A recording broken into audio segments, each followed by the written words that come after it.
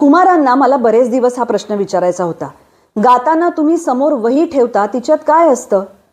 काय सांगायचंय ते लिहून ठेवतो. म्हणजे बंदिशीचे शब्द का? होय, पण ते तुम्हाला आठवत नाहीत. आठवतात ना, पण ते आठवण्यासाठी का परिश्रम करायचे? ती शक्ती आपल्याला बंदिशीचा निरनिराळ्या तऱ्हांनी विचार करण्यासाठी वापरता येते. विचारासाठी आपलं मन मोकळं राहतं. म्हणजे इतका सगळा विचार दर बैठकीच्या अगोदर तुम्ही करता? होय तर. शिवाय श्रोते कसे आहेत याचा विचार करतो. कधी जाणकार समोर असतात, कधी ओळखीची माणसं असतात, कधी जाणकार नसलेले पण भक्तिभावानं आलेले श्रोते असतात. जाणकार समोर असले की गाणं चांगलंच होतं असं मात्र नाही. कित्येकदा केवळ भक्तिभावानं आलेल्यांना मी जे सांगून जातो ते जाणकारांच्या नशिबी नसतं. कुमार गंधर्व यांच्यावर लिहिलेला लेख स्वतःसारखाच लेखक स. ह. देशपांडे, शारदवत आणि इतर व्यक्तिचित्रे या पुस्तकातला.